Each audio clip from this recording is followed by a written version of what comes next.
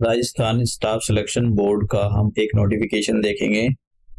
ये notification clerk grade second और junior assistant के पदों पर होने वाली वैकेंसी से रिलेटेड होगा। तो टोटल नंबर ऑफ पोस्ट की अगर हम बात करें तो ये 4197 पोस्ट है।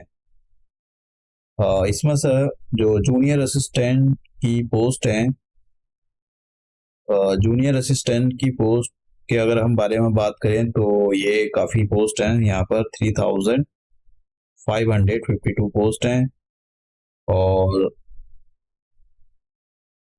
क्लर्क ग्रेड सेकंड की जो सचिवालय में होंगी वो 584 हैं और जो पोस्ट जो राजस्थान लोक सेवा आयोग है वहाँ पर जो पोस्ट निकली हुई है वो 61 है। तो सबको अगर मिला दिया जाए तो ये आ जाएंगे 4197। तो टोटल पोस्ट निकली हुई हैं। तो आपको इसमें जो अप्लाई करना चाहिए वो जूनियर असिस्टेंट्स के लिए अप्लाई करना चाहिए, क्योंकि यहाँ पर ज़्यादा नंबर ऑफ पोस्ट निकली हुई है।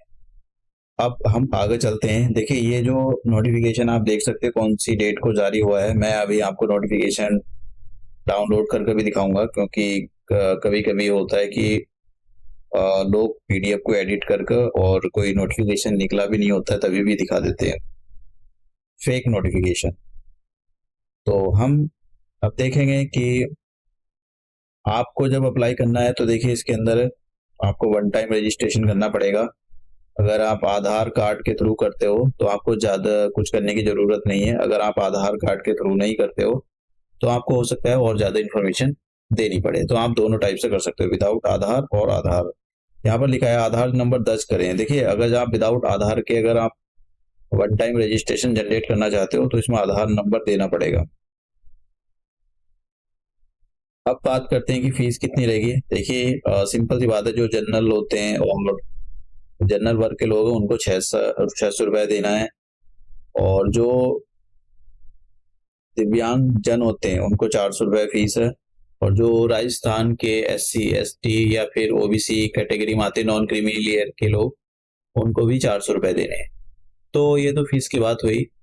अब यहाँ पर वैकेंसी का डिस्ट्रीब्यूशन दे रखा है, तो आप वैकेंसी का डिस्ट्रीब्यूशन खुद देख लेना जहाँ पर कितनी पोस्ट निकली हुई है।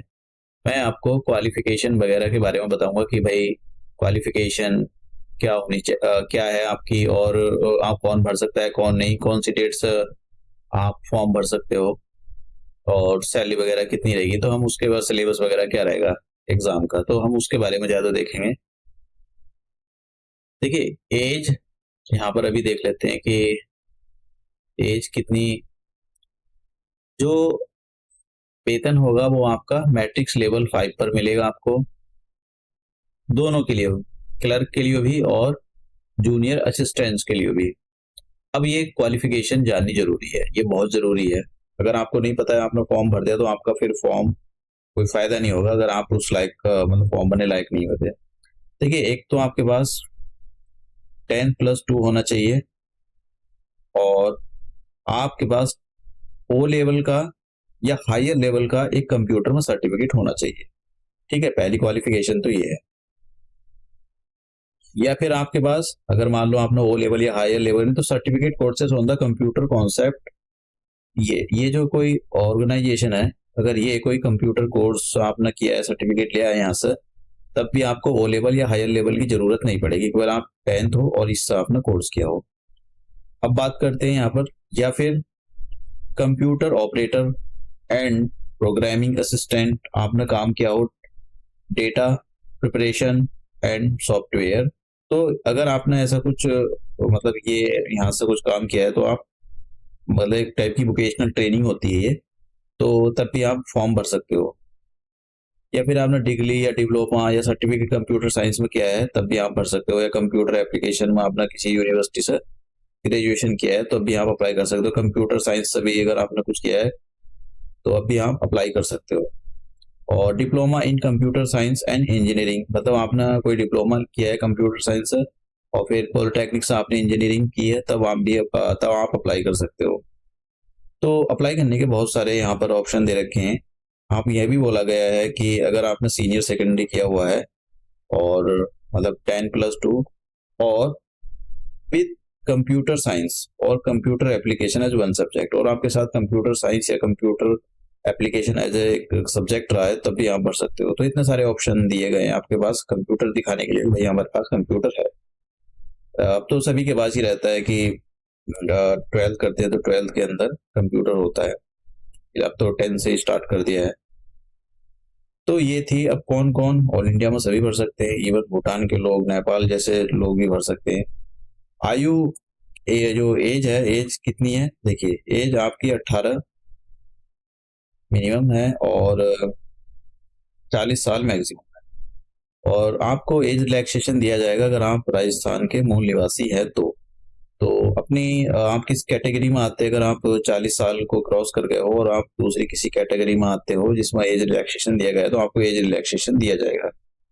जैसे कि SC ST जो राजस्थान के लोग, उनको 5 साल का है, और जो अनुसूचित जनजाति, सॉरी ये जो लोग थे जो अन्य पिछड़ा वर्ग, इनके लिए 5 साल का, जो सामान्य वर्ग के लोग हैं उनके लिए भी पिछला साल का, जो SC ST वालों के लिए 10 साल का है। ये ऊपर SC ST वालों मैंने गलत बोल दिया, तो ये इनके लिए 10 साल का। तो आप जिस कैटेगरी में आते हो आप अप्लाई कर सकते हो, और अपना अगर आप एज को क्रॉस कर गए, आप फॉर्म कब से भर सकते हो, 20 फरवरी 2024 से आप फॉर्म भर सकते हो, और लास्ट डेट है 20 मार्च 2024, तो लास्ट डेट है ये। अब हम देखते हैं कि देखिए अभी इन्होंने ये बोला है कि कंप्यूटर ऑन, मतलब जो परीक्षा है वो कैसी भी हो सकती है, ये खुद डिसाइड करेंगे, ऑनलाइन हो रही है ऑफलाइन हो।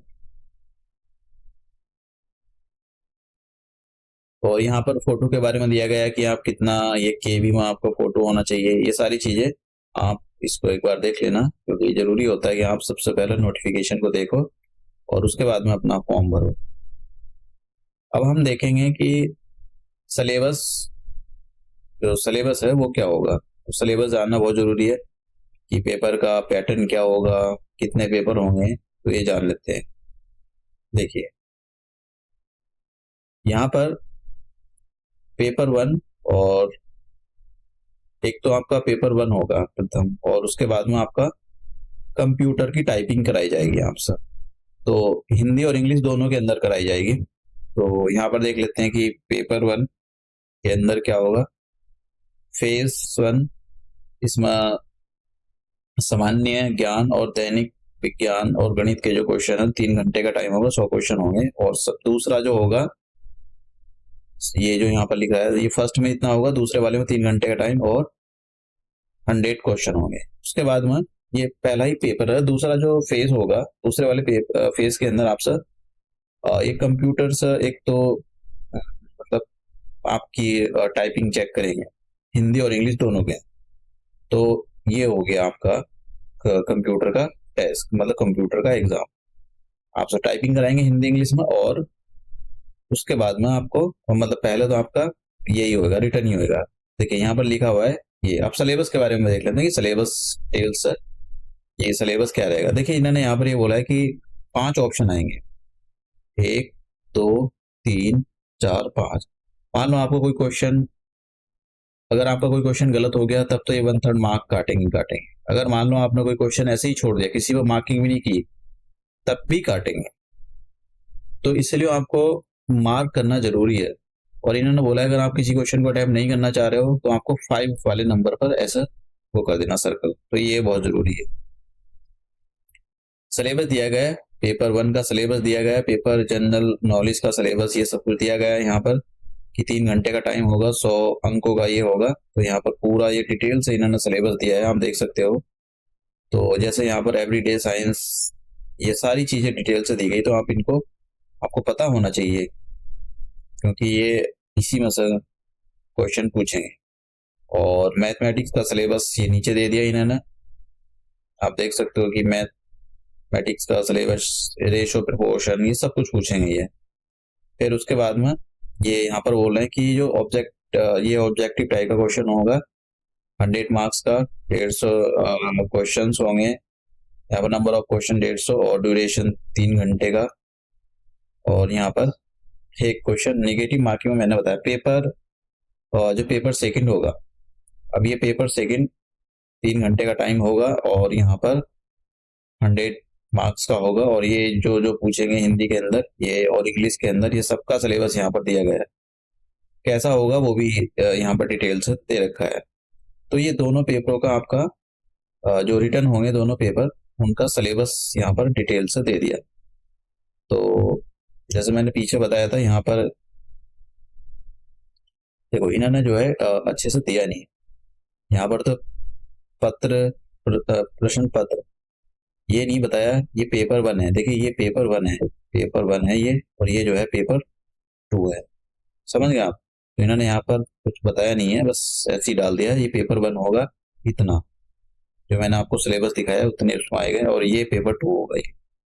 ठीक है, तो इसमें यहाँ पर और तो कुछ नहीं था। और कंप्यूटर की आपकी तो 4,000 से भी ज़्यादा वैकेंसी है। एक मतलब अच्छी अपॉर्चुनिटी है, सभी लोग अप्लाई कर सकते हैं, दूसरे स्टेट के लोग भी अप्लाई कर सकते हैं।